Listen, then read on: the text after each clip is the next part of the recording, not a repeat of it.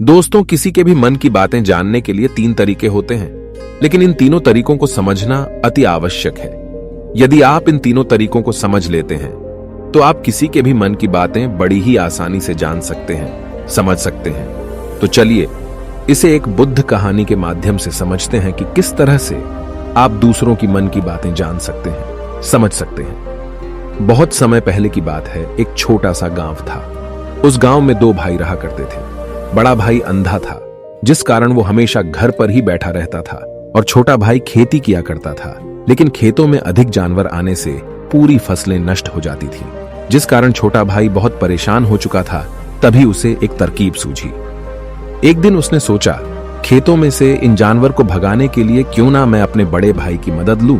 वैसे भी बड़े भैया अंधे हैं, अगर वह खेत में बैठे रहेंगे और जानवरों की आहट आने पर वो उन्हें जोर से चिल्लाकर भगा सकते हैं, जिससे हमारी फसलें बच सकती हैं। इसलिए उन्हें मैं खेत में बिठा देता हूं। ये सब सोच विचार करने के बाद उसने अपने खेत में ही एक छोटी सी झोपड़ी तैयार की और अपने अंधे भाई को उस खेत में बिठा दिया और उनसे कहा, भैया, यदि कोई जानवर की आहट आपको सुनाई दे तो आप जोर जोर से चिल्लाना। ये सुनकर वो जानवर यहां से भाग जाएंगे और हमारी फसलें नष्ट होने से बच जाएगी। बड़ा भाई अपने छोटे भाई की बात मान लेता है और वो उस दिन से खेत में ही रहना शुरू कर देता है। जब भी किसी जानवर की आहट उसे सुनाई देती तो वो तुरंत जोर जोर से चिल्लाना शुरू कर देता, जिससे वो जानवर उसके खेतों से भाग जाते। ऐसा करते करते कई दिन बीत चुके थे। तभी एक दिन उसके खेत में एक हिरण भागता हुआ आता है और वह खेत के बांध को तोड़कर वहां से भाग गया। लेकिन उसी हिरण का पीछा करते हुए एक राजा भी उस खेत में आ पहुंचा। तभी राजा की नजर उस अंधे भाई पर पड़ती है। राजा उस व्यक्ति से कहता है, देखो, मैं यहां पर एक जानवर का पीछा करते हुए आया हूं। क्या तुमने उस जानवर को यहां पर देखा है?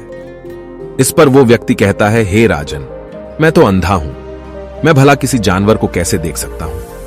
लेकिन मैं आपको इतना जरूर बता सकता हूं कि जो जानवर मेरे खेतों से होकर भागा है वो आपके लायक नहीं है।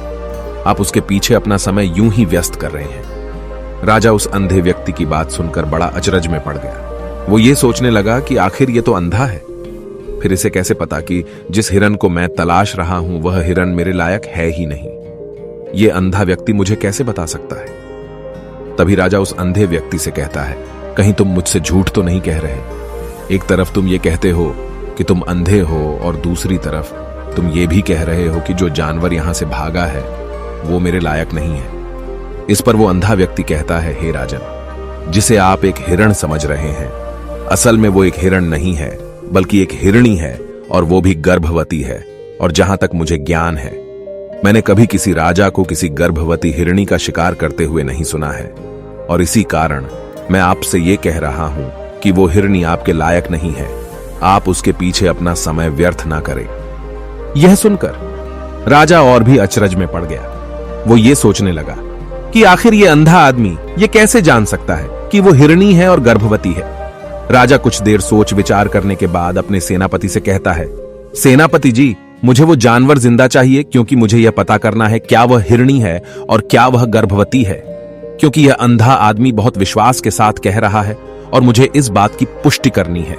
यदि वह हिरणी हुई और गर्भवती हुई तो वह हमारे शिकार के लायक नहीं है, क्योंकि हम तो एक हिरण का पीछा कर रहे थे। इसलिए जाओ और पता करो कि क्या वो हिरणी है। सेनापति राजा से आज्ञा लेकर आगे की ओर बढ़ चलता है, और कुछ देर बाद जब वह वापस लौट कर आता है तो वह राजा को कहता है, हे राजन, इस अंधे आदमी ने जो भी बातें कही हैं वो बिल्कुल सही हैं। वो एक हिरणी ही है और वह गर्भवती भी है। यह सुनकर राजा आश्चर्यचकित रह गया। उसे समझ नहीं आ रहा था कि आखिर अंधा आदमी कैसे पता कर सकता है कि वह जानवर एक हिरणी है, और तो और वह गर्भवती है। भला एक अंधा आदमी यह कैसे देख सकता है? यह कैसे जान सकता है? आखिर इसे यह कैसे पता चला? ऐसे कई सारे प्रश्न अब राजा के मन में उमड़ने लगे। अब राजा ने यह ठान लिया था कि मुझे इस बात की तह तक पहुंचना ही है कि आखिर यह अंधा आदमी कैसे जानता है कि वह जानवर एक हिरणी है। यह सोचकर राजा उस अंधे आदमी के पास जाता है और उस अंधे आदमी से कहता है, देखो, मैं ये तो नहीं जानता कि तुम सचमुच अंधे हो या नहीं, लेकिन मैं तुमसे एक बात जानने आया हूं। क्या तुम मेरे प्रश्न का सही सही जवाब दोगे? इस पर अंधा व्यक्ति कहता है, हे राजन, आप जो कुछ पूछना चाहते हैं मुझसे पूछ सकते हैं, मैं आपको बिल्कुल सच सच जवाब दूंगा। इस पर राजा कहता है, देखो, एक तो तुम कहते हो कि तुम अंधे हो और दूसरी तरफ तुमने यह बता दिया कि जिस जानवर का पीछा मैं कर रहा हूं वह एक हिरणी है, और तो और वह गर्भवती भी है। आखिर तुम्हें यह कैसे पता चला? तुम्हारे खेत में और भी तो जानवर आते होंगे, और भी तो जानवर यहां से गुजरते होंगे, फिर तुमने यह कैसे अंदाजा लगाया? तभी वह अंधा व्यक्ति राजा से कहता है, हे राजन, आप जिस हिरणी का पीछा कर रहे थे वही हिरणी जब मेरे खेत में आई, उसकी रफ्तार और उसके भागने की आहट से मुझे यह एहसास हो चुका था कि यह एक हिरणी है, और मेरे खेत की जो बांध है वह बहुत छोटी है, उसकी ऊंचाई ज्यादा नहीं है। यदि कोई हिरण होता तो उस बांध को बड़ी आसानी से लांघ जाता, लेकिन वह हिरणी इस बांध को तोड़कर भागी है, और यदि वह इस बांध को छलांग लगाकर पार करने का प्रयास करती तो इससे उसके बच्चे को खतरा होता, और इसी बात से मैंने यह पता लगा लिया कि वह गर्भवती है। इस कारण वह ज्यादा ऊंची छलांग न लगाकर मेरे खेत की बांध को तोड़ते हुए भाग गई। इस पर राजा के मन में एक और प्रश्न उठा। राजा ने कहा, किंतु तुम्हें कैसे पता चला कि वो एक हिरणी ही है? और भी तो कोई जानवर यहां पर आ सकते हैं। इस पर वो अंधा व्यक्ति कहता है, हे राजन, मैं पूरा दिन सुबह शाम यहीं पर बैठा रहता हूं, और मेरी सुनने की शक्ति बहुत तेज है। मैं ये बाफ जाता हूं कि कौन सा जानवर मेरे खेत में आया है, और उसी के आधार पर मैं जोर जोर से चिल्लाता हूं ताकि वो मेरे खेत से भाग जाए और मेरे खेत की फसलों को नष्ट ना कर पाए। राजा उस अंधे आदमी का यह जवाब सुनकर पूरी तरह से संतुष्ट हो चुका था। वो मन ही मन ये सोच रहा था कि आदमी भले ही अंधा हो, लेकिन ये तो बड़ा ज्ञानी मालूम पड़ता है। इस आदमी से कुछ ना कुछ तो काम निकलवाना ही चाहिए। ये विचार लिए हुए राजा वहां से वापस अपने महल की ओर लौट जाता है। राजमहल पहुंचते ही राजा उस अंधे व्यक्ति से कहता है, आप तो बड़े ज्ञानी व्यक्ति हैं, आपको किसी भी बात का पता बड़ी आसानी से चल जाता है। आज मैंने आपको यहां पर इसलिए बुलाया है क्योंकि मैं आपसे ये जानना चाहता हूं कि मेरी पत्नी पतिव्रता है या नहीं। इस पर वो अंधा व्यक्ति कहता है, हे राजन, ये कैसा प्रश्न हुआ? इस पर राजा कहता है, मैंने आपसे बिल्कुल उचित प्रश्न किया है, मुझे इस प्रश्न का उत्तर दीजिए। इस पर वो अंधा व्यक्ति कहता है, हे राजन, ये सारी बातें जाने दीजिए। आपकी शादी को इतने साल बीत चुके हैं, और अब आप ये बात क्यों जानना चाहते हैं? आपके मन में ऐसे प्रश्न क्यों उठ रहे हैं? इस पर राजा जिद करते हुए कहता है, देखिए, आपको मुझे इस प्रश्न का उत्तर तो देना ही होगा। यदि आप मुझे इस प्रश्न का उत्तर नहीं देंगे तो मैं आपको मृत्युदंड दे दूंगा। राजा के मुख से यह बात सुनकर वो अंधा व्यक्ति कहता है, हे राजन, यदि आप इस प्रश्न का उत्तर चाहते हैं तो उसके लिए आपको मेरा एक काम करना होगा। राजा कहता है, बोलो, मुझे क्या काम करना होगा? इस पर व्यक्ति कहता है, इसके लिए आपकी पत्नी को मेरे साथ कमरे में अकेले छोड़ना होगा। उस अंधे व्यक्ति की यह बात सुनकर राजा पहले तो क्रोधित हो जाता है, लेकिन फिर कुछ सोच विचार करने के बाद वह उस व्यक्ति की बात मान लेता है और अपने सेनापति को आदेश देता है, सेनापति जी, इस व्यक्ति को और मेरी पत्नी को एक कमरे में कुछ देर के लिए अकेला छोड़ दे। सेनापति बिल्कुल वैसा ही करता है। अब राजा की पत्नी और अंधा आदमी एक कमरे में बंद हो चुके होते हैं। तभी वो अंधा आदमी राजा की पत्नी से कहता है, मुझे आपको छूना है। इस बात पर रानी अत्यधिक क्रोधित हो जाती है और उस अंधे आदमी को वो पकड़ पकड़ कर पीटने लगती है, कभी हाथों से तो कभी लातों से तो कभी पटक पटक कर। इस तरह से उन्होंने उस अंधे आदमी की खूब पिटाई की। उसके बाद किसी तरह से वह अंधा आदमी अपनी जान बचाकर वहां से भाग निकलता है और वह राजा के पास पहुंचता है और वह राजा से कहता है, हे राजन, आपकी पत्नी पतिव्रता नहीं है। यह बात सुनकर राजा अत्यधिक क्रोधित हो उठता है और राजा अपनी तलवार निकालकर सीधा अपनी पत्नी की ओर जाता है और क्रोधित होकर वह अपनी रानी से कहता है, रानी जी, आज मैं जो भी सवाल आपसे करने वाला हूं उसका मुझे सच सच जवाब दीजिएगा, और यदि आपने एक शब्द भी झूठ कहा तो मैं आपका अभी के अभी सर धड़ से अलग कर दूंगा। तभी आगे वह राजा कहता है, मुझे बताइए, क्या आप पतिव्रता हैं या नहीं? इस पर रानी कहती है, हे राजन, आप भले ही मुझे जान से मरवा दीजिए, लेकिन मैं पतिव्रता नहीं हूं। राजा यह बात सुनकर बहुत खुश हुआ, क्योंकि उस अंधे आदमी ने जो भी कहा था वह बिल्कुल सच था। यह बात सुनकर तुरंत ही राजा उस आदमी के पास पहुंचता है और आकर उस अंधे आदमी से कहता है, तुम्हें कैसे पता चला कि मेरी पत्नी पतिव्रता नहीं है? इस पर वह अंधा आदमी कहता है, हे राजन, बड़ी सीधी सी बात है, मैंने तो आपकी पत्नी से बस इतना ही कहा था कि मुझे आपको छूना है, और इस बात पर वह इतना क्रोधित हो उठी कि उन्होंने गुस्से में आकर मुझे लात घूंसों से पीटना शुरू कर दिया। और भला कोई औरत किसी और मर्द को कैसे छू सकती है, लेकिन उन्होंने न आव देखा न ताव, बस लात घूंसे मुझ पर बरसाने शुरू कर दिए। वह भी तो एक छूना ही हुआ, और एक पतिव्रता नारी कभी भी पराये मर्द को नहीं छूती। जब मैंने उसे छूने के लिए कहा था तो वह उस वक्त मुझे मना कर सकती थी, लेकिन उन्होंने तो मुझे पीटना शुरू कर दिया और देखते ही देखते उन्होंने मेरे पूरे शरीर को छू लिया। अब आप ही बताइए, ऐसी स्त्री भला पतिव्रता कैसे हो सकती है? इस पर राजा कहता है, तुम तो बड़े ज्ञानी मालूम पड़ते हो। अच्छा ठीक है, चलो तुम मेरे एक प्रश्न का और जवाब दो। यदि तुमने मुझे इस प्रश्न का सही सही जवाब दे दिया तो मैं तुम्हें यहां से जाने दूंगा। आगे राजा उस अंधे आदमी से कहता है कि तुम मुझे यह बताओ, क्या मैं सच में अपने पिताजी का ही बेटा हूं या फिर किसी और का? इस पर वह अंधा भी कहता है, हे राजन, इस बात से आपका क्या लेना देना? आप किसी की भी औलाद हो, आखिर आप हैं तो इस राज्य के राजा, इसलिए इस प्रश्न को जाने दीजिए। लेकिन राजा कहता है, नहीं नहीं, मुझे इस प्रश्न का सही सही जवाब चाहिए, अन्यथा यह प्रश्न मुझे हमेशा परेशान करता रहेगा। इसलिए मैं इसका सही सही जवाब जानना चाहता हूं। यदि तुम इसका सही सही जवाब दे देते हो तो तुम यहां से जा सकते हो, मैं तुम्हें नहीं रोकूंगा। इस पर वह अंधा आदमी कहता है, हे राजन, इसके लिए तो मुझे आपके मां के पास भी जाने की कोई आवश्यकता नहीं है। मैं आपको अभी अभी यह बता सकता हूं कि आप किसकी औलाद हैं, लेकिन उससे पहले मैं चाहता हूं कि आप मुझसे एक वादा करें कि आप मुझ पर क्रोध नहीं करेंगे। राजन ने कहा, मैं तुमसे वादा करता हूं, मैं तुम पर क्रोध नहीं करूंगा। इसके बाद वह अंधा आदमी राजा से कहता है, हे राजन, आप है तो अपने ही पिता के पुत्र, लेकिन आप पर एक कंजूस सेठ की छाया पड़ी हुई है। यह सुन राजा बहुत क्रोधित हो उठा और वह तुरंत तलवार निकालकर अपनी मां के पास जा पहुंचा। वह वहां पर पहुंचने के बाद अपनी मां से कहता है, मां, मुझे सच सच बताइए, क्या मैं अपने ही पिता का पुत्र हूं या नहीं?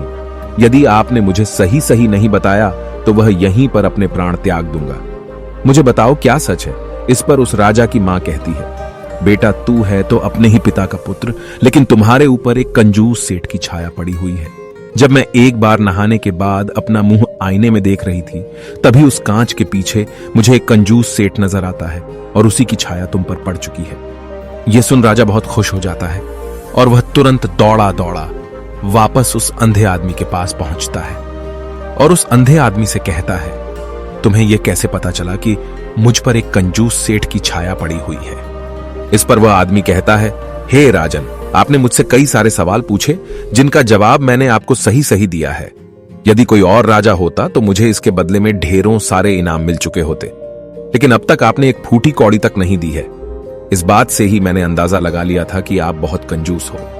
यह बात सुनकर राजा जोर जोर से हंसने लगा और कहता है कि आप जो भी मांगेंगे वह मैं आपको अवश्य दूंगा, लेकिन मुझे यह बताओ कि तुम्हें कैसे पता चल जाता है कि कौन सी बात सही है और कौन सी गलत? तुम किसी भी बात का इतना सटीक और सही जवाब कैसे दे पाते हो?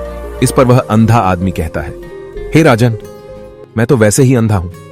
यदि मेरी आंखें होती तो मैं किसी की भी मन की बातें बड़ी सरलता से जान लेता। मन की एक भाषा होती है और यह भाषा मनुष्य के शरीर के व्यवहार के रूप में देखी जा सकती है। उसकी आंखों से, उसके होठों से, उसके काम करने के तरीके से, उसकी क्रियाओं से पता किया जा सकता है कि उसके मन में क्या चल रहा है। उसके आधार पर हम किसी के भी मन की बातें जान सकते हैं, लेकिन मैं तो अंधा हूं, मैं देख नहीं सकता, इसलिए मैं क्रियाओं से देखता हूं। यदि मुझे कोई बात जाननी हो तो अगले आदमी को कुछ काम देना पड़ता है, जिस पर वह व्यक्ति किस प्रकार काम करता है, किस तरीके से इस काम को करता है, उसके आधार पर ही मैं यह पता कर पाता हूं कि उसके मन में क्या चल रहा है। तभी वह राजा कहता है, तो क्या इसका अर्थ यह हुआ कि मैं भी किसी के मन की बातें जान सकता हूं? इस पर वह अंधा आदमी कहता है, हे राजन, अवश्य आप भी किसी भी व्यक्ति के मन की बात जान सकते हैं, किंतु उससे पहले आपको अपने ऊपर काम करना होगा, और वह काम है अपने मन को शांत करना, अपने मन को वर्तमान में लाना होगा, जिसके लिए मैं आज आपको 3 तरीके बताने वाला हूं। और ये तीनों ही तरीके बड़े ही आसान और सरल हैं, किंतु हे राजन, उससे पहले आपको एक काम करना होगा, अपने मन को एकाग्र करना होगा। जब हम अपने मन को एकाग्र करते हैं, अपने मन को वर्तमान में लाते हैं, तो हम दूसरे के मन की बात जान सकते हैं, क्योंकि वह आदमी अभी भी अपने मन में वर्तमान में ही सोच रहा है, और हमें भी मन को वर्तमान में ही लाना होगा, तभी हम उसके मन की बातें जान सकते हैं। यदि हम अतीत में हुई घटनाओं के बारे में सोच रहे हैं तो वह जो अगला आदमी वर्तमान में सोच रहा है, वर्तमान में अपने मन में बात कर रहा है, वह हम कैसे जान पाएंगे? क्योंकि हम तो अतीत की घटनाओं में डूबे हुए हैं। इसलिए किसी के भी मन की बात जानने के लिए सबसे पहले हमें हमारे मन को एकाग्र करना होगा, उसे वर्तमान में लाना होगा। आगे वह व्यक्ति राजा से कहता है, हे राजन, जो 3 तरीके मैं आपको बताने वाला हूं, इन 3 तरीकों से बड़ी आसानी से किसी के भी मन की बातें जान सकते हैं। उसके बाद वह अंधा आदमी राजा से कहता है, हे राजन, जो सबसे पहला तरीका है वह है आंखों पर ध्यान देना। किसी व्यक्ति से बात करते वक्त उसकी आंखों में देखना, उसकी आंखों पर ध्यान देना जो सबसे ज्यादा जरूरी है, क्योंकि आंखें बोलती नहीं पर बहुत कुछ कह जाती हैं। यदि हम किसी व्यक्ति की आंखों के इशारों को समझना सीख जाएं, हम यह जान पाएंगे कि व्यक्ति के दिमाग में क्या चल रहा है, वह क्या सोच रहा है और अभी वह क्या करने वाला है। मेरे पास आंखें नहीं हैं, लेकिन मैंने अपने गुरु से यह विद्या सीखी है, क्योंकि बहुत सालों पहले मेरे पास आंखें थीं और मैं उस वक्त लोगों के मन की बातें केवल उनकी आंखों से ही जान लेता था। इसलिए यदि आप भी दूसरों की मन की बातें जानना चाहते हैं तो आपको भी उनकी आंखों पर गौर करना चाहिए, जैसे कि उनका आकार कैसा है, वह कब, कहां और किधर देख रहे हैं। यदि उसकी आंखें यहां वहां घूम रही हैं, जब आप उससे बातें कर रहे हैं तो वहां वह इधर उधर मोड़ रहा है, कभी ऊपर तो कभी नीचे या कभी आसपास, या फिर उसकी आंखें खुश नजर आ रही हैं या फिर आंखें निराश नजर आ रही हैं, जैसे कि चोर होता है। उसकी आंखों में जब हम देखते हैं तो हमें यह पता चलता है कि अगले आदमी ने कोई गलती की है। ठीक उसी प्रकार जब हम किसी चालाक व्यक्ति की आंखों में देखते हैं तो आपको पता चलेगा कि उसकी आंखों में एक भाषा होती है। एक बहुत ही सीधा और आसान तरीका होता है। यदि आपको यह पता लगाना है कि सामने वाला व्यक्ति आपसे झूठ कह रहा है या फिर सही, तो आपको उसकी आंखों पर ध्यान देना अति आवश्यक है। यदि आपसे बात करते वक्त वह व्यक्ति अपनी आंखें यहां वहां घुमा रहा है, ऊपर नीचे, इधर उधर, दाएं बाएं, हर जगह देख रहा है, तो इसका अर्थ यह हुआ कि वह उस बात से निकलने का कोई रास्ता ढूंढ रहा है, वह कोई झूठ बना रहा है। यदि सामने वाला व्यक्ति आपसे कुछ झूठ कहने का प्रयास कर रहा है तो वह आपसे नजर नहीं मिलाएगा। वह यहां वहां देखेगा, ऊपर नीचे देखेगा, लेकिन वह आपकी आंखों में आंखें डालकर कभी नहीं देख पाएगा, क्योंकि उसे डर है कि यदि उसने आपकी आंखों में आंखें डालकर देखी तो उसका झूठ पकड़ा जाएगा और लोगों को सच्चाई का पता चल जाएगा। और इसी प्रकार कुछ और भी भाषाएं होती हैं। जब आप किसी की आंखों में आंखें डालकर यह देखना शुरू कर देंगे कि उसके हाव भाव क्या है, ठीक उसी प्रकार चेहरे के हाव भाव होते हैं, जिससे हम मन की बातें बड़ी आसानी से समझ सकते हैं और इन्हें भी समझना बहुत जरूरी है। कभी कभी कोई व्यक्ति अपने चेहरे से जैसे आंख, होंठ और बहुत से कुछ अलग अलग व्यवहार करता है। यदि आप किसी व्यक्ति के चेहरे में गौर करेंगे तो आप आसानी से समझ पाएंगे कि वह व्यक्ति निराश है, जब व्यक्ति बहुत उदास है, या फिर वह बहुत खुश है, या फिर उसे कोई बहुत बड़ा दुख है। वह अपने अंदर क्या महसूस कर रहा है, ये सारी बातें हम उसके चेहरे के हाव भाव से पता कर सकते हैं। फिर चाहे इंसान जुबान से कुछ बोले या ना बोले, लेकिन आप उसके चेहरे से सब कुछ पता कर सकते हैं। आगे व्यक्ति राजा से तीसरा तरीका बताते हुए कहता है, हे राजन, इसी प्रकार तीसरी भाषा भी है, अर्थात तीसरा तरीका भी है, और वह है हाथों के इशारे और शरीर का व्यवहार। मन की बात समझने के लिए हमें हाथ के इशारे और शरीर के व्यवहार को समझना बहुत आवश्यक है। कोई व्यक्ति जब बात करता है तो आपने देखा होगा कि वो अपने हाथों को हिलाता रहता है, अपने हाथों से इशारा करता रहता है। बातों के साथ साथ अपना शरीर का जो व्यवहार है, अर्थात बॉडी लैंग्वेज, उसका भी पूरा उपयोग करता है, जिससे हमें यह पता चल पाता है कि वह व्यक्ति हमारी बातों पर कितना ध्यान दे रहा है और उसके मन में क्या चल रहा है। शरीर के व्यवहार को देखने के लिए उसके हाथ मटकाने, शरीर मटकाने और चेहरे पर बार बार हाथ लाने, हाथों का एक दूसरे से मसलना, ऐसी बहुत सी क्रियाएं होती हैं, उस पर हमें ध्यान देना अति आवश्यक है। मन की बात को समझने के लिए हमें शरीर के व्यवहार को भी समझना पड़ता है। यदि हम इन 3 तरीकों को सही तरीके से ध्यान देकर इन 3 तरीकों को अच्छे से समझ लेते हैं तो हम बहुत जल्दी किसी भी व्यक्ति के मन की बातें बड़ी सरलता और सहजता से जान सकते हैं। इसलिए यदि आपको किसी के मन की बातें जानी है तो आपको उसकी आंखों पर, उसके चेहरे पर, उसके शरीर के हाव भाव को और उसके हाथों को ध्यानपूर्वक देखना और समझना होगा, जिससे आप यह समझ पाएंगे कि आखिरकार उसके मन में क्या चल रहा है और वह क्या सोच रहा है। लेकिन उनसे पहले आपको अपने मन को एकाग्र करना होगा, शांत करना होगा और अपने मन को वर्तमान में लाना होगा। तभी आप उस व्यक्ति की इन सभी क्रियाओं पर ध्यान दे पाएंगे, उन्हें समझ पाएंगे।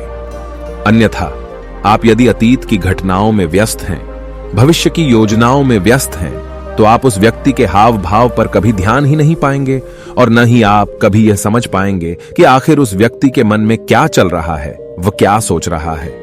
आपने देखा होगा कि ऐसे कई बड़े संत महात्मा हैं जो बड़ी ही शांति से आपको देखते हैं और आपको देखकर ही ये बता देते हैं कि आपके मन में क्या चल रहा है, आप उनसे क्या जानने आए हैं। और इसका सबसे बड़ा प्रमुख कारण यही है कि वह आपको पढ़ सकते हैं, आपको समझ सकते हैं, आपकी मन की बातें जान सकते हैं, क्योंकि उनका मन एकाग्र है, शांत है।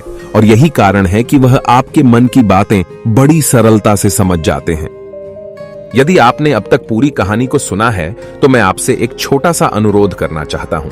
कृपया इस चैनल को सब्सक्राइब करें ताकि मैं आपके लिए और भी ऐसी ही ज्ञान से भरपूर कहानियां लेकर आ सकूं। नमो बुद्धाय। मिलते हैं एक नई कहानी के साथ अगली वीडियो में।